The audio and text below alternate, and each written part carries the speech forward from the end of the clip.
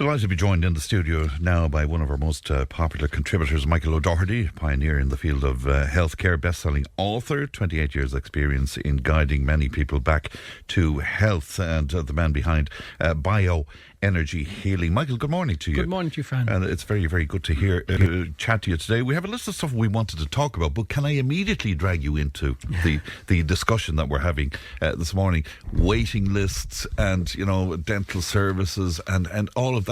And it sort of plays into what we're going to talk about, doesn't it? Yeah, it is. I mean, it's sad, unfortunately, that, you know, we're not able to facilitate people. Yeah. And whether that be in dentistry or whether it be in the area of medicine, we know that there are huge waiting lists now to see a consultant with regard to a problem. And of course, that in itself has its own implications, because it means that there are some people now who are not going to get early diagnosis, who will die as a result. And I think there is That's very stark. It is very stark. And that's not just Michael Doherty saying that. This is really being expressed by many very prominent consultants. And I think what we're trying to do is we're trying to find a political solution to a problem that you're never going to find a political solution to. I mean, the real problem is that the model of living and the lifestyle that people have is what's causing the problem, and nothing else. You know, we all make choices every day that either make us sick or make us healthy. And unless there's a huge emphasis in educating people about that and starting inside the homes and starting inside in schools. And the big problem, Fran, is that we're investing huge amounts of money in a reactive medical model that is failing. You know, we need to become more proactive in educating people to be responsible for themselves. So are you saying that something like Schlanticare, for example, and the new plan yesterday from the HSE about doing something about this is not addressing the core of what the issue is? Not at all. I think the general feeling, you know, not just in Ireland, but across the world, and in America, for example, 75% of the illnesses are metabolic type illnesses, and huge amounts of... What does that mean now, Joe? So these are diseases like type 2 diabetes, cancers, cardiovascular disease, you know, obesity type problems, gut issues, and so on. So preventable illnesses in some cases. No, in all cases. In all cases, because what science is saying, you know, and even for teeth. You know, of course food plays, because we have bacteria in our mouth, and the types of food we eat influences the microbial activity in our mouth and throat and all the various cavities of our body. So sugars, obviously. Absolutely. And of course, this kind of, the real issue here is that if we want to resolve the real health crisis in our society, not just in Ireland, but across the world, if we really want to resolve the health crisis, then we must put nutrition at the centre of focus. Because the food that people are eating, it's a pleasure-seeking food. People eat food because it's a behaviour they have adapted to try and cope with their stress. And we've gone down this kind of road of pleasure seeking. And this in itself is playing into a lot of our problems, so that when we're stressed, you know, we take out a cigarette, or we drink a glass of wine, or we eat some chocolate or some cakes, or so we take some coffee.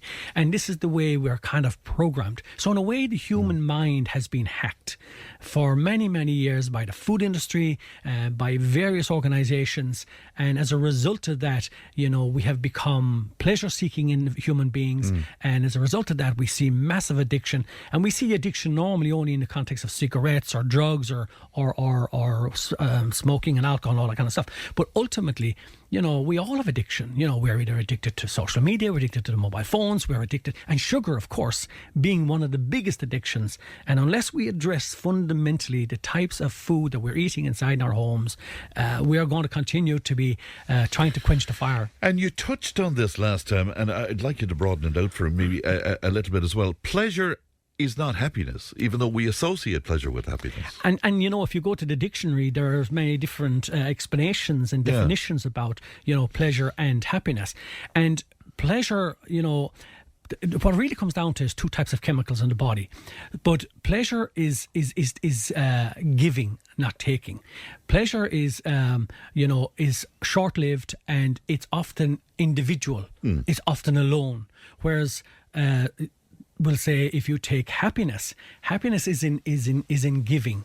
Happiness is in engaging in society, social interaction, you know, contentment and peace. It all comes in that environment. But the critical thing here is this, for people to listen, that when we seek pleasure, that we want to see who has liked our message that we put up on our mobile phone, or who likes what we're wearing, or, you know, whatever the case may be. When we're pleasure seeking, we're secreting high levels of dopamine. When we are happy, we're secreting high levels of serotonin, which is the happy hormone. So completely different. Completely the opposite end of the scales. And the problem is that, you know, when we're continuously seeking pleasure, when we need that extra bit of chocolate, when we feel we want to take that glass of wine, when we feel we want to buy that new bag, get that new car, new phone is coming out, these are all pleasure seeking. They're short-term things. But what that does, it downregulates serotonin. So we see the increase in the prescription of anxiety medication and depression, because these are serotonin reuptake inhibitors. So it's synthetic serotonin. So it's that imbalance. So if we want to be happy, there's lots of different ways and simple ways we can do it. Often by... And again, scientifically well established, you know, published documentation on this, research done to show that, you know, we can have all the niceties in life and we can have a certain amount of pleasures. But if that becomes our way of living, that we're always chasing. So let me give you another example. You know, if we decide to go to Vegas, there's a total pleasure seeking. It's designed to give you the buzz, the dopamine, the adrenaline, the cortisol, you know. But if you were to sustain that long term, you would suffer. But then now take that opposite to walking on the beach and walking the mountains in Tipperary, or walking the beaches in Dunbeg and West Clare, where I'm from, or something like that. It's a total different feeling. So unfortunately, as I said, the minds of the human being has been hacked, and they're being guided in a certain way, and that certain way is more pleasure seeking through our food, through our behavior, and as a result of that, we're downregulating serotonin, we're becoming more anxious, we're becoming more fatigued, we're becoming more stressed, and until such time as people get back into what life and living should be really about, we're never going to get And better. I'm taking from you that there's an element of tough love here, that it is personal responsibility. We are responsible for our own happiness and well-being. Yeah, absolutely. And, you know, I was just saying to you there off air, Fran, that I've seen some programs, not Operation Transformation, but I've seen some programs on RT where, you know, medics have gone in and to people's homes for 6, 8, 10 weeks. And we've seen blood pressure completely eliminated. We've seen obesity, people brought back from obesity, from overweight to normal weight. We've seen people with type 2 diabetes reversed. And when you think of the problems that are there, the types of metabolic type diseases that are seen now, when you're looking at the likes of cancers, and you're looking at the increase in depression, and you're looking at the increase in diabetes and all of the increase in cardiovascular problems. All of these are preventable, but they're not going to be preventable by providing a plan that's reactive like what we're listening to governments doing. It's only going to come about when we go in and we say, and I'm saying to people listening right now, look at what you're cooking today. What did you eat this morning for breakfast? Okay, what are you going to cook for lunch? Is it going to be a quick lunch? What are you going to cook, you know, this evening? Are you going to sit down as a family with the phone away and cook properly? What type of sleep are you getting? Sleep is one of the most fundamental things, but we're not getting it. We know now that if your phone is on the sideboard in your locker and in your bedtime, we know that it takes you a lot longer to go to sleep. If your phone is near you where you're working, we know it takes you an awful lot longer to do your work because there's a distraction. And we briefly talked about it the last time. Our attention is under siege. You know, so many things are pulling off us. And until such times we pull back and say, if people could just eat right, okay?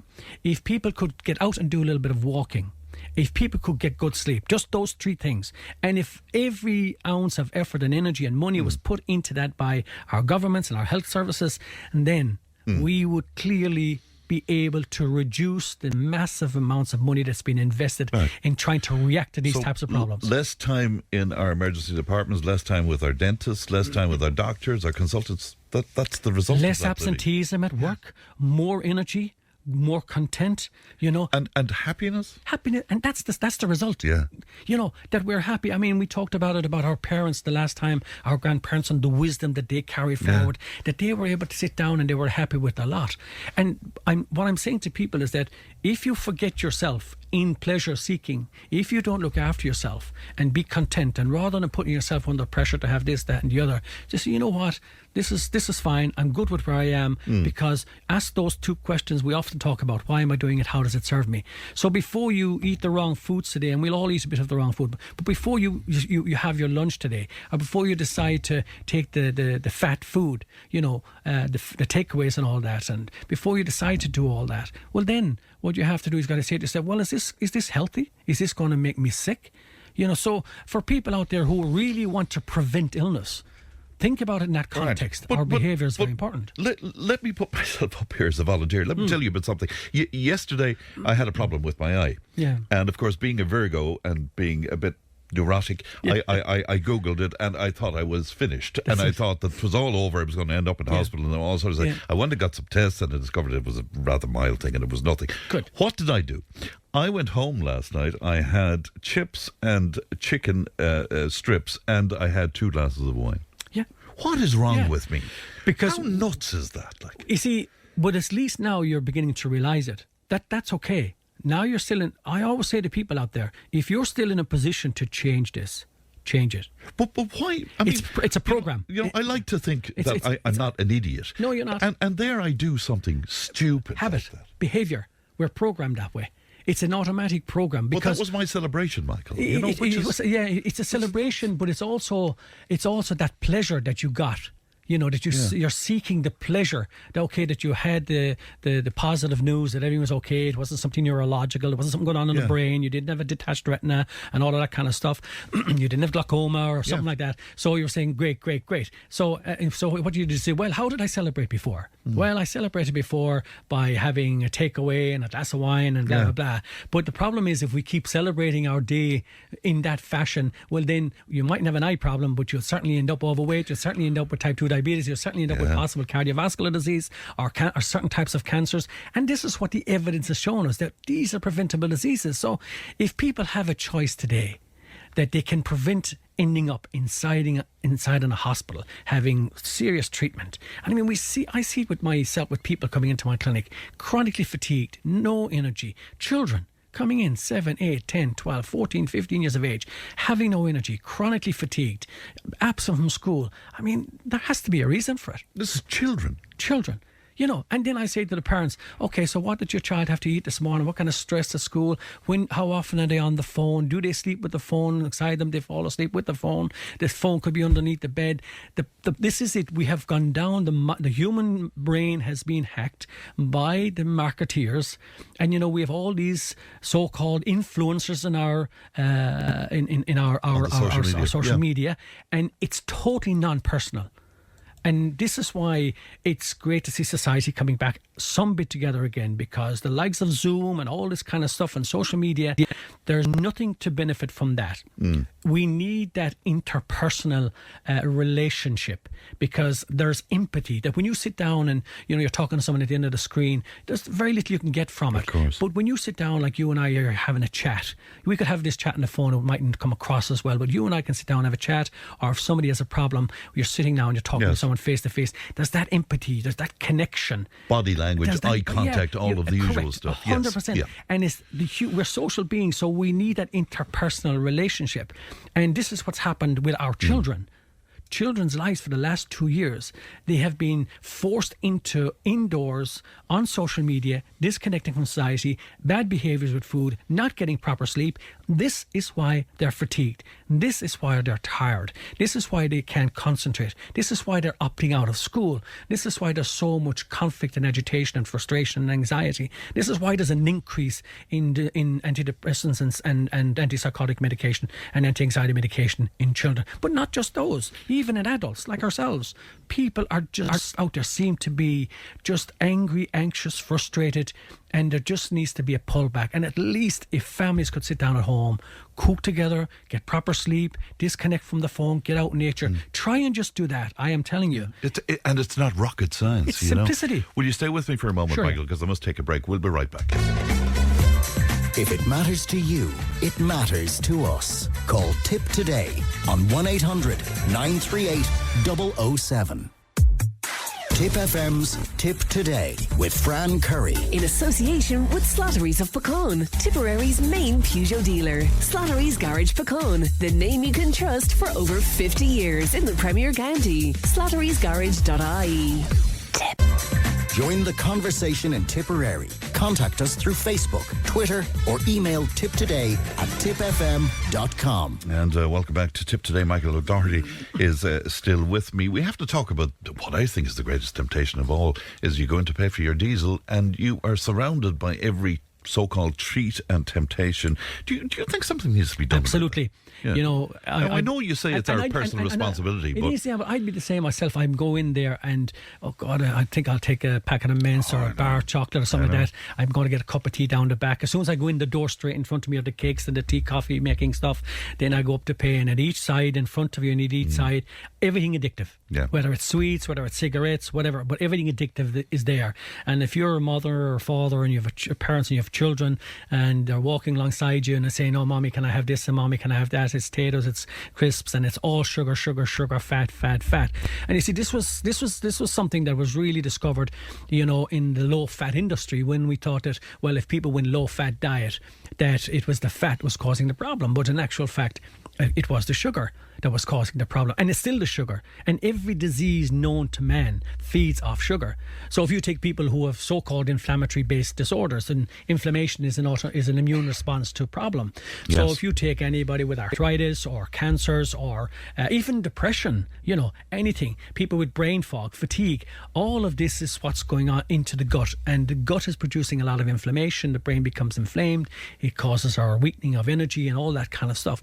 And if we could again just look at what we're putting into our mouth, but the government, that's one thing the government could do. They could really bring out bring together some form of legislation that would say, okay, let's shelve our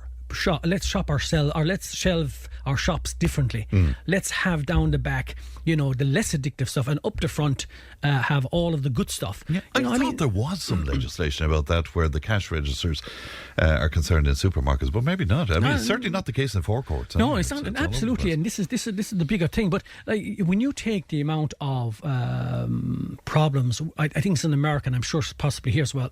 For the first time, we're seeing, you know, the lifespan go down. You know, and you know, even though COVID is finished, and we're hearing all about the trolleys and more trolleys in our hospitals, and more waiting lists. And no matter how many hospitals we build, no matter how much money we spend, we're not going to solve the problem. You know, we need to get people back to understanding what I just said. You know, what is the important hormone that you need to the positive hormone you need to create instead of dopamine? Serotonin. So what will produce serotonin? Well, you know, serotonin is 90% of our serotonin is produced in the gut, not in our brain, as people often think. 80 to 90%. So fish, protein, tryptophan foods, that converts proteins, and particularly fish, flax, omegas, all of those are protein, are serotonin-driven foods. So that means the body converts those to tryptophan, which in turn converts 5-HTP to serotonin, and likewise that converts to melatonin. So if we are eating foods that are high in sugar, that are highly processed, and all of this kind of thing, then we are influencing the microbial system of our body. It is affecting the type of neurohormone that we're producing, and it's going to determine whether we're weak, tired, no energy, can't sleep. And this is really how we want to look at, rather than the medication. The better we eat, the healthier we are. Obviously, a couple of things I wanted to bring up with you. Is it your opinion that we're seeing more and more neurological conditions now than ever before? And I'm thinking of dementia, MS, Parkinson's, all of these. Is that it, or is that just my impression? Yeah, and I mean, we're seeing more increase in medications like cholesterol medication, and we're seeing more increases in the antidepressants and in blood thinners, and we're seeing all this kind of increase in prescription drugs that we don't know the long-term impact. I mean, that's the reality of it. This is really only in the last maybe 30, 40 years. You know, there's lots of evidence out there to suggest that, you know, even some of these could be contributing to problems. But ultimately, it's back to behavior. And when we see so-called neurodegenerative diseases like MS, like Parkinson's, and indeed we see the increase in like motor neurons disease, which is a terrible illness, and we all know people who have had it. But yet, the more pushing those aside, when you really look at the statistics, it's the heart problems, it's the cancers, it's the other diseases that are more prevalent, but they're all interrelated. The body breaks down for a reason. And when we have a weak immune system, then we become susceptible, because we're also susceptible to outside toxins. Where there's more cars on the road, we're flying more, we're in environments that are more stressful, we're in work environments that are more stressful. And when we're producing high levels of stress hormones, pleasure-seeking human beings, not getting proper sleep, then we lay the foundation for every disease known to man, even including what you just talked about. 083 311 3311, by the way, if you want to join in our conversations. A couple of other things. You're not all that fond of influencers. This new sort of idea that people are on our social media and they're telling us what we should and shouldn't do and advising products and one thing and another. You're not fond of that. Well, look, I have an issue around that, in the sense that we all these influencers and so-called, they're supermarketeers, and I hear people in my clinic saying all the time, well, I follow this and I follow that lady and I follow the other person and I follow this one, and like, just that in itself, I'm following them. What does that mean? Well, I'm being educated by them, or I'm taking their advice, and I think that what they're wearing is good. And a lot of this comes back to value. How we value ourselves is very important. And sometimes, we don't value ourselves. That, we might look the part, wear the right clothes, have the right shoes, have the right bag, be involved with the right group. But there's often that lack of depth to ourselves that, unfortunately, society now, and young children today are, and not just very young children, but also adults as well, they seem to be more sort of valued by all of these things rather than what's really going on at a heart level. And we need to get back into that heart level, that it's fine to follow these, but if you allow your life, if you allow these to become your peers, and if you allow these to dictate your life and be the driver of your life, then I think we're heading down for serious problems, because they seem to be airbrushing everything, but what you cannot airbrush out of your life is how you feel.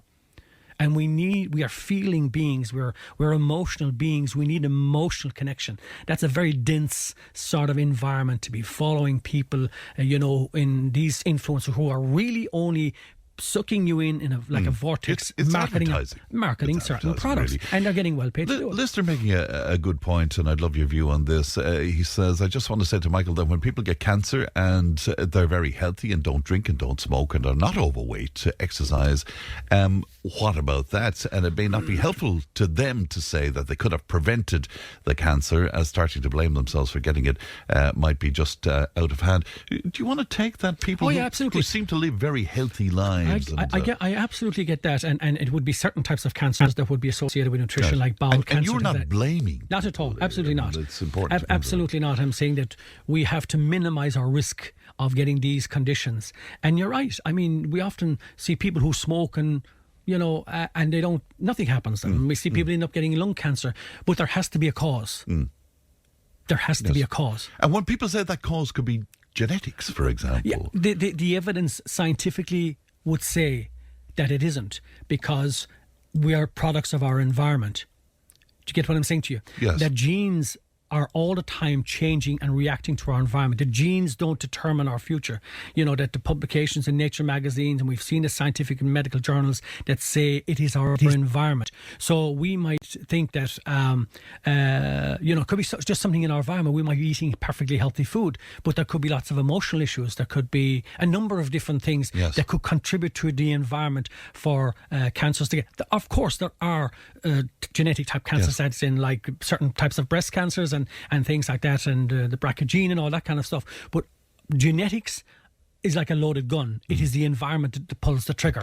And what I'm saying is that what we need to do is look at our environment, and at least we limit the risks of getting these diseases, and the vast majority of these diseases are preventable. But I get your caller's point, in the sense that, I know people myself who seem to be living a normal life and a perfectly healthy life, but for some reason, contributed to something. Something had contributed to the illness. So the question has to be: is if it wasn't food or something like that, then what caused it? Yes. Something had to be caused. Was it something hormonal? Was it something that happened early on in the person's life? You could be Would it be something in the womb? Something has to contribute to the problem. Joe's a bit of a wag out there, and he says, Fran, what about paying for your diesel? Now you can't afford a treat. It's so expensive. so there you are. The other thing that we wanted to talk about, why people are valuing themselves more as a result of COVID, is that playing into the influencer thing, that we're reacting to that in some way, and we're saying, are we lesser than that, or are we? I think the great thing about COVID is that it's made people look at their lives. At least there are certain people looking at their lives, and what they need now is to be educated in a certain way, to not to fall back into the old trap. But particularly in the hospitality industry, and I would deal with certain people there, and I've talked to managers, CEOs, and that, and they're saying, well, now, Michael, people come to me and they say, before I used to give them a roster.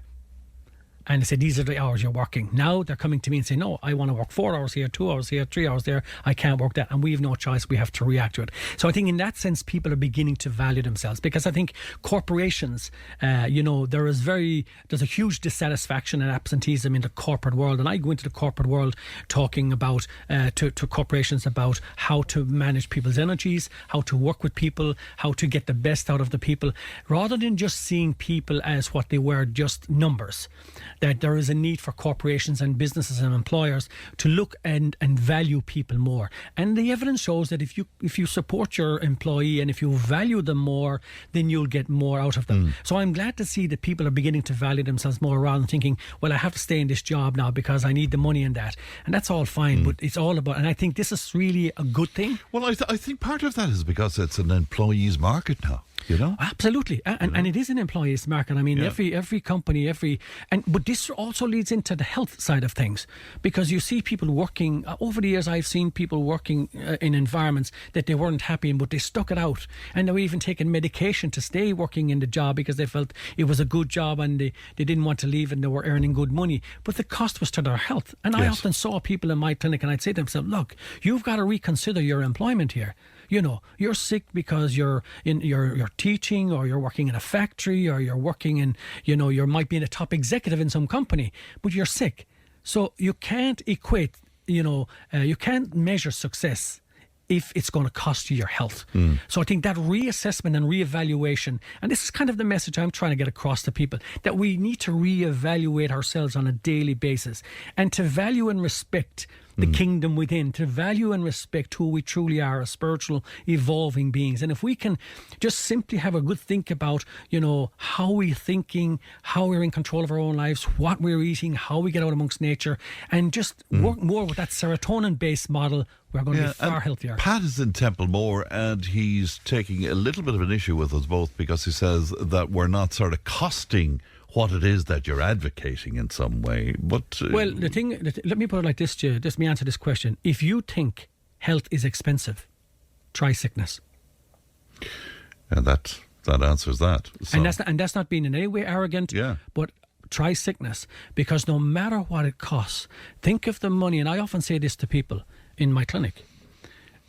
If you take what you're investing today in your illness, in what you're eating, in the energy you're expending on people and circumstances that have not of benefit to you, working in a job that's not of benefit to you. If you look at the money and time and effort and energy you're investing in that, now take that and convert and put it back to something positive. By that I mean is spend the money on proper food. Eat when you're hungry rather than just eating for pleasure. Okay? Look at the energy you're putting into certain things and with people that you shouldn't be putting in. We touched on this the last time. Yes. And the energy vampires. Yeah, the energy vampire, putting stuff in. When we take that and we reinvest that, you'll find that there won't be a cost, because the only cost to anybody in these circumstances is ourselves. We're the people who are suffering, and we're suffering as a result of our own behaviour and our own attitudes towards ourselves. Just finally, Michael, remind us about biohealing. What exactly is it? Yeah, well, bioenergy therapy, we started this 30 years ago. We ended up in the Late Show, and I studied this initially in Yugoslavia, former Yugoslavia, which is now known to be Croatia, with Tom Griffin and myself, and we went there. And when we came back, obviously, we started doing this work and ended up in the Late Show. 30 years later, here we are. However, what science has now begun to substantiate what we have been saying for many years, that if we break your body down to a cell, molecule, atom, subatomic particle, we find an energy frequency.